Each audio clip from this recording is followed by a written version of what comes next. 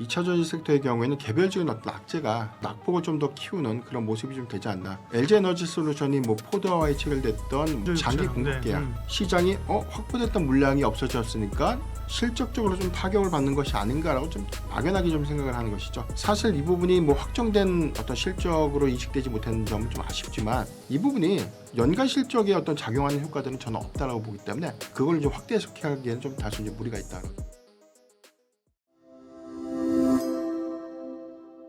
예민수의 경제토크 기업공시연구소 변영인 대표님과 2차 전지는 2026년에 어떻게 될 것인지 이야기하겠습니다.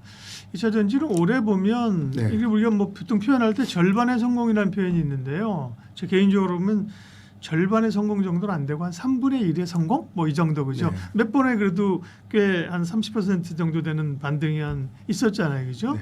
한 두어 차례 있었는데 결국은 또 상승폭을 반납하고 LG에너지솔루션의 그 계약이 또 최근에 보면 이제 해지되고 이런 게 있었잖아요. 네. 2차 전지는 전반적으로는 수급은 어때요? 네. 네. 일단 3분기까지만 하더라도 뭐 일단 10월달 3분기 실적 시즌까지만 하더라도 2차 전지 섹터가 괜찮았죠. 뭐 센사를 비롯해서 네. 소재사들의 주가 상승 탄력도 굉장히 좀 좋았던 걸로 그렇죠. 기억을 합니다. 예. 대체적으로 이런 기조가 어닝 시즌이 좀 끝남과 동시에 공교롭게도 11월 기점으로 해서 외인 수급이 좀 이탈됐던 부분들, 뭐 반도체 섹터가 빠지니까 2차 전지도 사실상 뭐 같이 좀 수급적인 영향을 좀 받게 됐는데 12월 중순 이후에 주도주의 수급이 회복됐는데 오히려 2차 전지 섹터의 경우에는 개별적인 어떤 악재가 좀 부상이 좀 되면서 일단 주가 회복보다는 오히려 좀 낙폭을 좀 더 키우는 그런 모습이 좀 되지 않나. 아쉬운 부분이 좀 큰 것 같습니다. 저는 3분의 1의 회복세보다도 네. 일단 오른 걸 다 토해냈다. 그러니까 너무나 좀 아쉽고 이 부분이 과연 어떤 부분이 정말 원인이 돼서 2차 전지의 상승분을 모두 다 되돌리는 계기가 되는가라는 부분에서 좀 냉정하게 좀 해석을 해야 될 것 같은데 네. 수급 동향을 보면 배터리셀 3사의 최근 2주간 주가 동향을 보면 LG에너지솔루션이 한 16% 정도 하락을 좀 했습니다. 삼성 SDI가 11.8% 정도, 뭐 SK이노베이션이 9.4% 정도 좀 하락을 했었고요. 양극 소재사들에 대한 주가 하락 폭도는 더 큽니다. LNF가 21% 정도 하락을 했고 에코프로비엠과 뭐 포스코피침이 한 13% 정도 좀 하락을 했는데 네. 사실 최근에 악재로 부상됐던 내용들을 보면 LG에너지솔루션이 뭐 포드와의 체결됐던 뭐 장기 공급 계약, 예, 이 부분에 대한 해제 부분, 특히나 뭐 배터리팩 모듈 관련돼서 공급 계약이 한 2조 5천억 정도 되는 내용들, 이 부분도 좀 해지가 되면서 네. 이게 추가적인 악재가 됐는데 사실 센사의 개별적인 어떤 이익 회선으로 좀 봐야 되는 것인지 이 부분이 왜 양극 소재사들의 낙폭을 좀 더 키웠는지 이 부분은 오히려 수급적으로는 상대적으로 더 노이즈가 좀 되지 않았나라 좀 판단이 좀 되고 있고 일단 전체적인 내용들은 뭐 악재라는 어떤 표현들에 대한 의미를 좀 넘어서 세부적인 어떤 내용들을 좀 더 집중해 볼 필요가 있을 것 같아요. 일단 3분기 기점에서 보면은 단순하게 뭐 공급 계약에 대한 해지 요건들을 좀 논의를 하더라도 일단 이미 예고됐던 부분들이 3분기 실적 부분들은 미국향 수요가 단기적으로 전기차 인센티브에 관련된 폐지 이전에 단기 수요가 과하게 좀 반영됐던 구간이었기 때문에 실질적인 어떤 캐즘의 연속성과 내지는 전기차 인센티브의 폐지에 관련된 어떤 종료 시점 이후의 어떤 우려감들은 어느 정도 좀 예고됐던 악재였기 때문에 사실상 뭐 단일 악재보다는 여러 가지의 종합적인 어떤 요인들이 일단 최근에 어떤 주가 조정에 오히려 하락폭을 좀 더 확대시킨 계기가 좀 되지 않았나라고 좀 판단되고 있습니다. 네. 근데 뭐 물론 이제 계약이 했던 걸 해지하는 거는 이제 좀 아픈 상황은 맞는데요. 네, 이게 이제 포드부터 나온 거잖아요. 포드가 사업 네. 구조조정한다고 하면서 이어서 포드 관련된 것이 해제되고 그 다음부터 해제돼서 나오는 건데, 그럼 이제 이건 전기차 쪽이기 때문에 지금은 ESS를 주목하니까 전기차 쪽으로서의 기대감이 낮아진 상태니까 그 영향이 폭발적이진 않다 이렇게 보시는 거예요? 네. 이 부분보다는 네. ESS 관련된 수익성 방어는 다르게 좀 해석해 볼 수 있는데 단기적으로는 시장이 확보됐던 물량이 없어졌으니까 실적적으로 좀 타격을 받는 것이 아닌가라고 좀 막연하게 좀 생각을 하는 것이죠. 네. 일단 공급 계약의 내용 기조를 좀 보면 일단 포드와 체결됐던 전체 공급 계약이 13조 5천억 규모입니다. 이번에 해지됐던 물량은 9조 6천억 정도가 좀 해지가 된 것인데 사실상 뭐 전체 금액에 대한 해지가 아니라 9조 6천억 정도에 연동되는 부분들은 픽업 트럭에 공급되고 있는 배터리 셀이죠.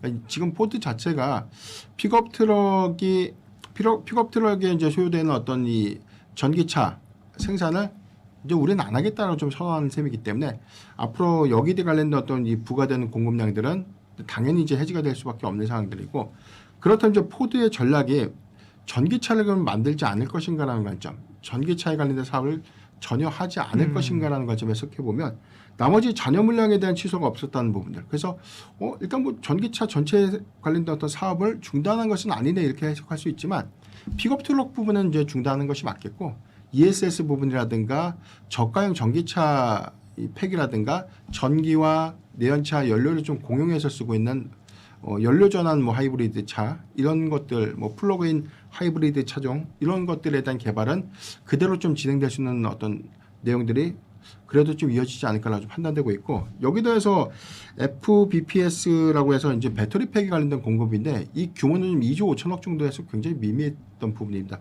다만 이제 두 가지의 어떤 이 공급 계약의 차이가 좀 있는 점은 포드의 13조 5천억 원의 전체 계약은 사실 확정된 이야기였던 것은 아니에요. 그동안 공급을 앞두고 공급이 돼서 전체적인 어떤 매출 실적이 기여가 됐던 부분이 아니라 2026년도부터 이제 공급이 돼서 2032년도까지 좀 공급을 하는 것이기 때문에 아직 공급을 준비하는 과정이었다라고 좀 판단되고 있고 다른 뭐 완성차 업체들처럼 막대한 자금을 들어서 뭐 배터리 합작 공장을 좀 설립한다든가 뭐 포드의 어떤 이 물량을 좀 대응하기 위해서 자체의 어떤 설비 투자라든가 R&D 비용이 좀 투자된 그런 사항들은 아니기 때문에 사실 이 부분이 뭐 확정된 어떤 실적으로 인식되지 못한 점은 좀 아쉽지만 이 부분이 연간 실적에 어떤 작용하는 효과들은 저는 없다라고 보기 때문에 그걸 좀 확대 해석하기에는 좀 다소 이제 무리가 있다라고 좀 볼 수 있겠고 일단 뭐 FBPS 관련된 배터리 팩 제조 부분들은 일단 뭐 중소형 공급사들에 대한 여건들을 좀 감안할 때 이거를 확정적인 어떤 공급 수량으로 좀 보기는 어렵다. 그렇기 때문에 초기에 일부 좀 공급됐던 물량들이 만약에 해지로 인해서 실질적인 LG 에너지 솔루션 뭐 전체적인 어떤 연간 이익의 어떤 훼손 부분들은 저는 극히 제한적이다라고 좀 판단되고 있기 때문에 이 영향도를 좀 앞으로 크게 좀 해석하기에는 다소 좀 무리가 있다고 보고 있습니다. 네. 그러게요. 근데 워낙 규모가 이제 큰 상황들이 연이어서 나오니까 이제 부담들을 갖고 있는 건데요. 근데 이제 어느 정도는 이제 시장에서 알고 있던 부분이 실적에 이제 반영이 됐다고 말씀을 하시는 것 같아요. 그러면 뭐 전략 쪽에서 또 얘기하겠습니다. 어쨌든 셀사 중에서의 LG 에너지 솔루션의 입지는 큰 변함이 없다는 거죠. 막 예를 들면 뭐 셀사 가운데 LG 에너지 솔루션이 계약 취소됐으니까 셀사 타픽은 LG 에너지 아니고 딴 거고 뭐 이렇지 않다는 말씀이라는 거죠. 네. 이 여건 때문에 LG 네. 에너지 솔루션을 다르게 봐야 된다는 생각에서는 저는 뭐 그거엔 동의를 할 수가 없고 네. 일단 이 부분이라고 봐요. 잠재적인 확보 물량들이 사라졌기 때문에 장기적인 어떤 물량 공급이 뭐 동사의 경우에는 매출의 어떤 효과가 뭐 인식 제한이 된다거나 뭐 전체적인 어떤 이 외형 확장이 뭐 대폭으로 축소된다거나 이런 부분들보다 전체적인 어떤 투자 심리를 좀 위축시켰던 뭐 일회성 요인 정도로만 해석해 볼 수 있겠고 다만 제가 좀 더 아쉬운 부분들은 전기차 인센티브의 어떤 폐지 효과로 인해서 대체적으로 미국 내 단기간의 어떤 자동차 판매량, 전기차 판매량이 좀 감소됐던 점 이런 부분들이 실적적인 영향으로 좀 평가받으면서 조정을 거친다면 그 이야기는 좀 동의를 할 수 있겠지만 뭐 공급 계약 정도가 좀 해지가 됐다고 해서 앞으로에 관련된 큰 영향이 무너졌다라고 좀 단언하기는 어렵다. 그러니까 픽업 트럭에 대한 부분들은 포드 자체에서도 굉장히 좀 고심이 컸을 거라고 봅니다. 왜냐면은 미국 안에서에 대한 뭐 전기차 전환의 뭐 의무 전환 시점도 상당히 좀 지연이 됐던 부분들. 그래서 뭐 내연차가 그만큼 더 오랜 기간 동안 양산할 수 있는 어떤 기틀을 좀 마련할 수밖에 없는 그런 상황들을 고려해야 될 것 같고 미국 안에서 픽업 트럭의 선호도를 봤을 때는 전기차보다는 기존의 어떤 내연차에 대한 선호도가 아직은 높다는 관점에서 보면 전략적으로 포드가 내연차에 좀 집중할 수 있는 계기가 좀 됐지만 앞으로 그렇다고 해서 전기차 사업을 영원히 포기한 것인가 이 부분은 저는 아니다.